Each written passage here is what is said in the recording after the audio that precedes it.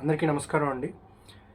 ఇప్పుడే మనకు ఒక బ్రేకింగ్ న్యూస్ అయితే వస్తూ ఉంది. అదేంటంటే సింగపూర్‌లో ఒక స్కూల్‌లో జరిగిన అగ్ని ప్రమాదంలో ఆంధ్రప్రదేశ్ ఉప ముఖ్యమంత్రి శ్రీ పవన్ కళ్యాణ్ గారి చిన్న కుమారుడు మార్క్ పవనవిక్ శంకర్ కి గాయాలైనట్లుగా తెలుస్తుంది. ఆయనతో పాటుగా ఆ స్కూల్‌లో చదువుతున్న మరికొంతమంది విద్యార్థులకు కూడా గాయాలైనట్లుగా తెలుస్తుంది. అలాగే ఈ ఘటనలో ఒక చిన్నారి ప్రాణాలు కోల్పోవటం కూడా జరిగింది. నిజంగా ఇది చాలా దిగ్భ్రాంతికరమైన విషయం, బాధాకరమైన విషయం. వాళ్ళ కుటుంబానికి, వాళ్ళ తల్లిదండ్రులకి ప్రగాఢ సానుభూతి తెలియజేస్తున్నాము. అయితే పవన్ కళ్యాణ్ గారి కుమారుడికి చేతికి అండ్ కాళ్ళకి కాలిన గాయాలైనట్లుగా తెలుస్తుంది. అలాగే పొగ అంటే స్మోక్ కూడా ఆయన ఈ ఊపిరితిత్తుల లంగ్స్‌లోకి వెళ్ళటం వల్ల కొద్దిగా ఇబ్బంది పడుతున్నట్టుగా తెలుస్తుంది. అయితే పవన్ కళ్యాణ్ గారు ప్రస్తుతం విశాఖ జిల్లాలోని కురుడి అనే గిరిజన గ్రామంలో పర్యటిస్తున్నారు. అయితే ఈ విషయం తెలిసిన వెంటనే అధికారులు ఆయన్ని సింగపూర్ బయలుదేరవలసిందిగా సూచించడం జరిగింది. అయితే ఆయన ఈ గ్రామ పర్యటన పూర్తయిన తర్వాత వెళ్తానని చెప్పడం జరిగింది. నిజంగా ఆయన నిబద్ధతకు హ్యాట్స్ ఆఫ్.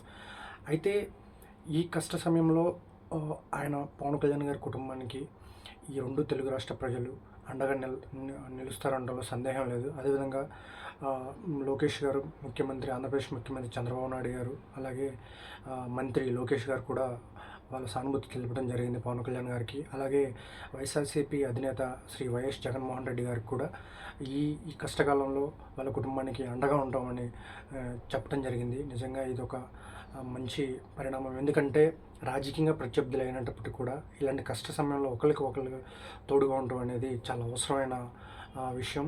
అలాగే చాలా మంచి పరిణామం కూడా. ఏదైనప్పటికీ స్కూల్లో అది ఏ దేశమైనా కానీ చిన్నపిల్లలు చదువుతున్న స్కూళ్ళలో తగిన జాగ్రత్తలు అయితే తీసుకోవటం చాలా అవసరం. ముఖ్యంగా అగ్ని ప్రమాదాలకు సంబంధించినటువంటి ఒక అవగాహన వాళ్ళ పిల్లలకి కల్పించడం, అలాగే అక్కడున్న స్టాఫ్కి కల్పించడం, ఇలాంటి ప్రమాదం జరిగినప్పుడు ఎలా రెస్క్యూ చేయాలి పిల్లల్ని అని చెప్పడం కూడా చాలా ముఖ్యమైన విషయం.